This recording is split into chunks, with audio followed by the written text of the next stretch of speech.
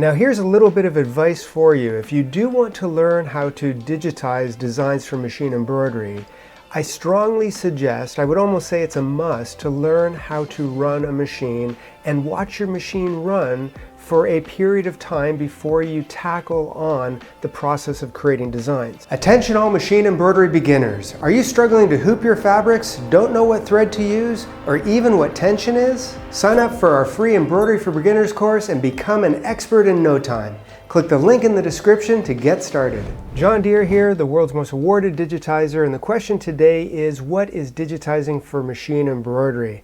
Now this might turn into a little bit of a long-winded answer because I kind of wrote a book on the subject almost 20 years ago, and I have been a digitizer my entire career, although it wasn't called digitizing in the early days. Now if you want to know specifically what it is, digitizing is the creation of a digital file created in a software program that has specifically been engineered to create stitch types, like a running stitch, satin stitch, and fill stitch. Within that you have properties such as density, underlay, and pull compensation, and you take your artwork, bring it into this program, and then you create a stitch file, a file that is in reality object-based, and it controls the X and Y movement of the stitches or the design on the frame of the machine. So as your pantograph or your frame is moving in multiple directions, the stitch file is controlling those directions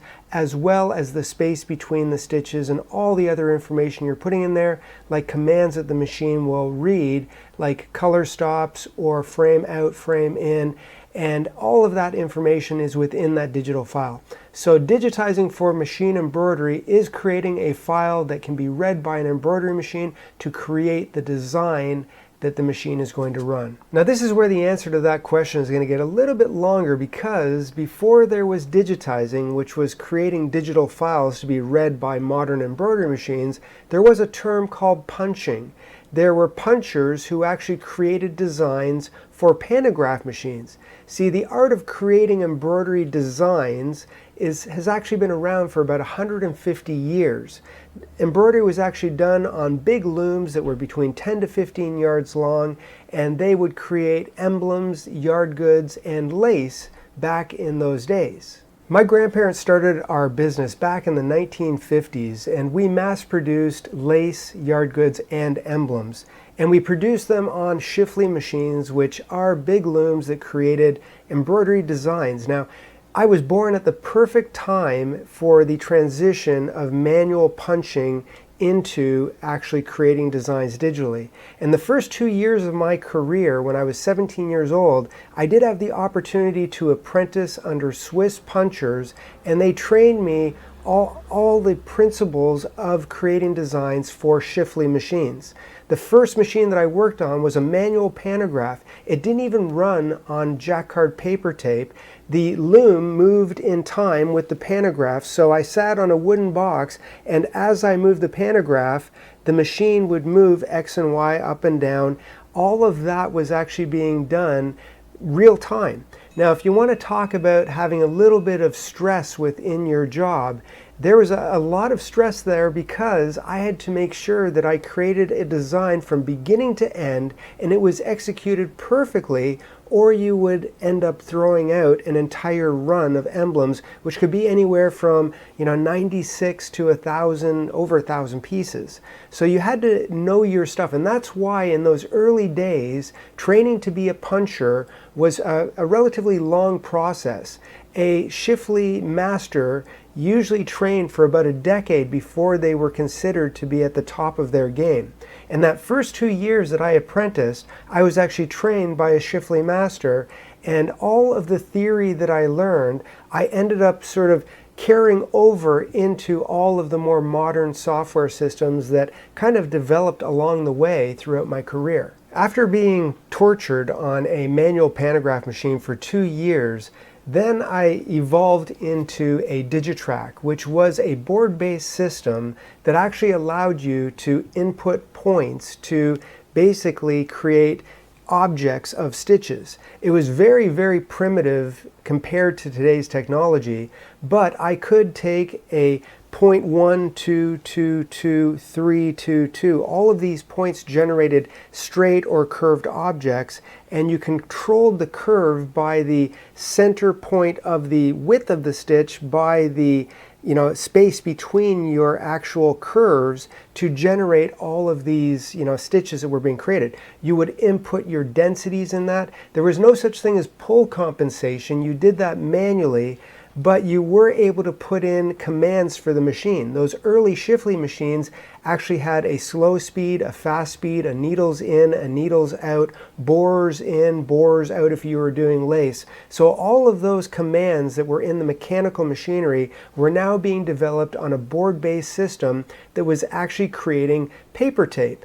And then you would take that 8-channel paper tape and you would convert it to jacquard tape, Shifley tape, that would run those big looms. So it was very different in those days, but it became more automated because instead of actually creating each stitch one at a time, which if you're talking about a 10 or 15,000 stitch design, that does take quite a bit of time manually going back and forth, where you're now creating objects that are being filled in with stitches. And you were able to actually now edit your designs. You could actually start going in and cutting and splicing your paper tape, and you did have to learn to read paper tape, and you would put in sort of little jump commands periodically within your design so that if you did want to edit a section, you'd have sort of a reference point to know where you were going to splice and connect your tapes. But there was a little bit more thought in those days. The actual preparation and the planning of your designs was actually sort of a time where you took that 15, 20 minutes, sometimes an hour to create which color was going first, second, third, which objects you were going to do within a design. You have to remember that on those old Shifley machines, there was actually no trimmers. So you were actually jumping in and out of objects, and you didn't want to cover over threads with threads as you were jumping in and out.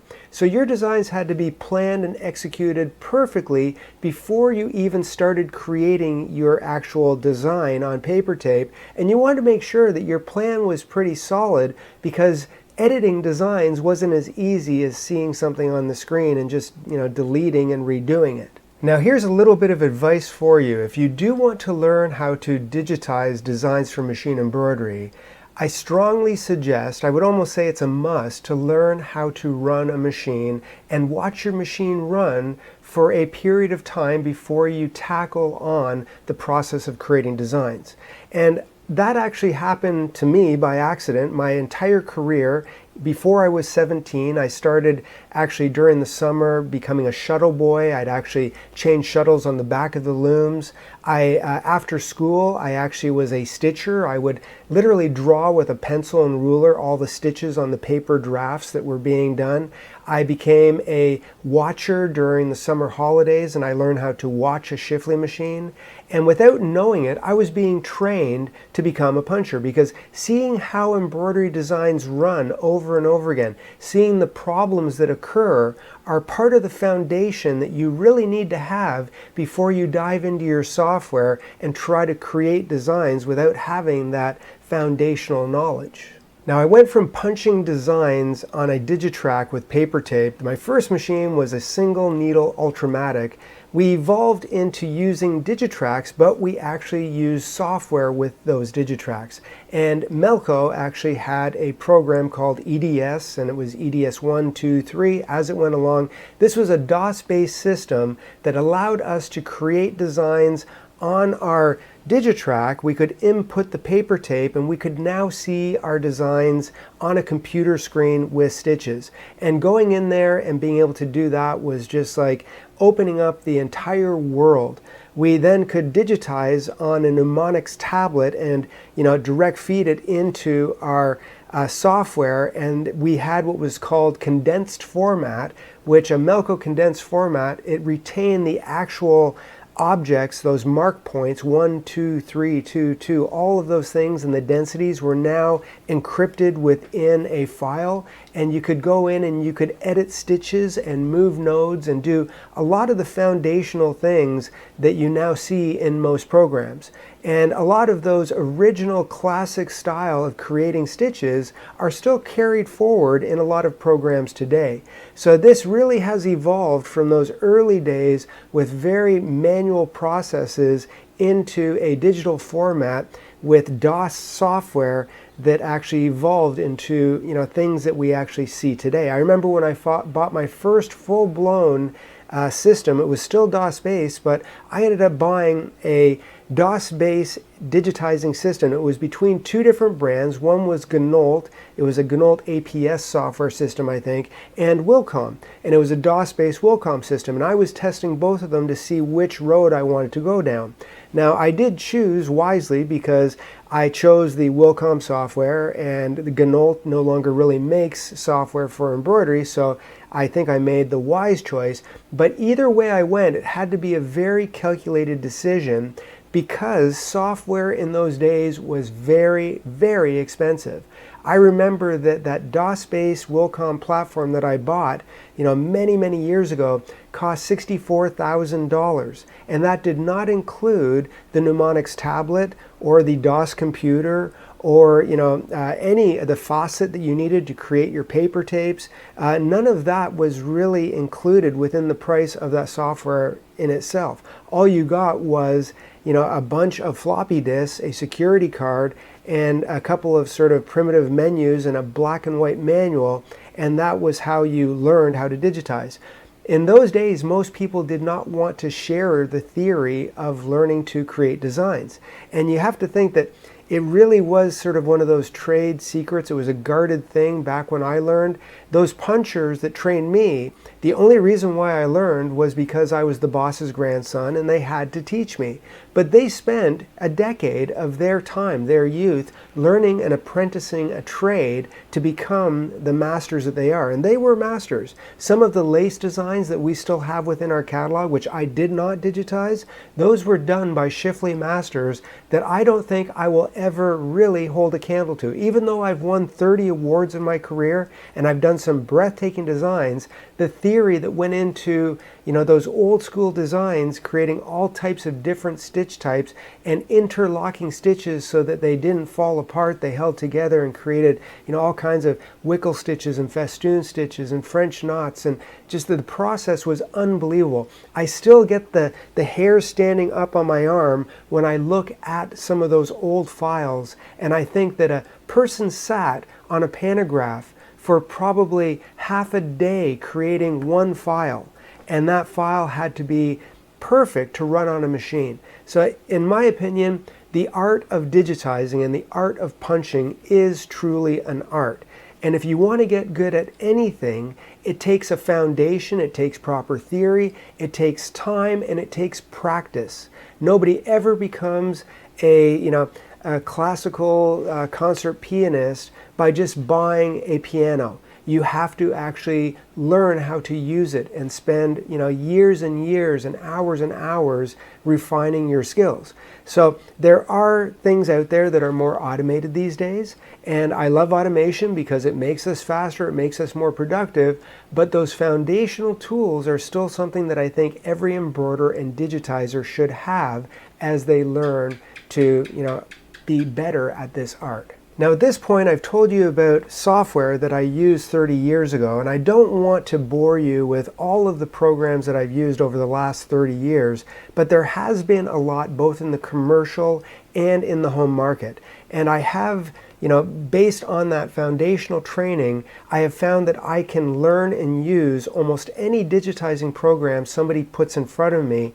And all of those, foundational things like the 3 stitch types, and pull compensation and underlay and how you map through a design, all of that is the part of the software that you have to apply to any of these programs to make a design. Now, I will say that some programs are better than others, and I have my personal favorites out there. I have ones that I've used that, to be quite honest, I don't enjoy using them, and that really might come down to personal preference. I look for ease of use, and I look to create my designs as efficiently and cleanly as possible. And that really is the foundational key. And that's why I tell people you could use almost any program that's in existence to create pretty much any design if you actually have the patience, because all of the software programs in reality do have the foundational 3 stitch types. They all create a running stitch, they all create a satin stitch, and they all create a fill stitch. Do some of them do it better than others? Do some have better stitch generation than others do? Yes, they do. But in theory, I could use any program to create a design. Most of my truly artistic designs that I create, and the ones that I love to create, really only use a running stitch. A running stitch tool is like my, fine paintbrush that I use to do all of my detail on my artwork. And a lot of people look at the designs that I've created and some of the blending that I've done and some of the work that I've done, and they think that I have some magical tools in my software that they don't have in theirs. That isn't the case. Even though my modern software and my commercial software has all kinds of specialty tools, specialty motifs, stitch types, I would say almost 95% of the designs that I create are all created using the same 3 foundational tools that I've been using for the last 40 years. And the awards that I won 25, 30 years ago, creating designs, the old-fashioned way, if I had to redo them today, I would do them the exact same way. So, all of that said, the foundation is the most important part, and that's where we at Embroidery Legacy do like to try to give you that strong foundation with running your machine, with giving you designs that will give you quality results, because the best way to learn theory is to watch designs so that we're actually digitized properly. And then if you are so inclined to learn how to digitize and you want to learn the process, we will give you those foundational techniques, those foundational tools, that foundational theory that I honestly think you need. It's a must-have if you want to get past the learning curve. So if you're interested in learning how to digitize, the foundation is the most important part of the structure. And that goes with almost anything in life. The foundation that I received when I was 17 years old is the foundation that I've built on through my entire career, and it's exactly what I'm passing on to everybody who takes my education today. So I guess the parting advice that I would have is, the idea is you want to become one with your software and your machine. And we will give you tools so that what you see on screen and what you have sewing out on your machine will always be consistent. That's what you want to achieve. You want to know that when you create something on a screen and you visually see it, you want it to sew out, and you want the effects to be, production friendly and to have quality within your embroidery design. Now that sounds easy, but you have to remember that embroidery is a completely different medium than printing. With printing, you're taking ink and you're putting it on a flat surface, and you don't really have the same things or reactions that you're having with embroidery. Because with embroidery, you have the fabric, but you also have a thread, which is a top thread, and a bobbin, which is a bobbin thread, and they are pulling on each other to create a stitch, and when that stitch is created, it pulls in on the fabric.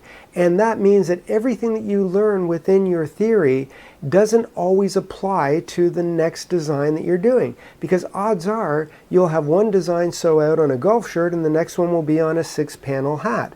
And the next design will be on leather. And the next design will be on lycra. That same design that you have created has to be adjusted to run under, different types of materials and different types of applications. So it's all about the foundation, and what you see on screen isn't necessarily what you're going to get when it sews out. So thanks for watching. I hope you enjoyed this video, and be sure to watch this video next.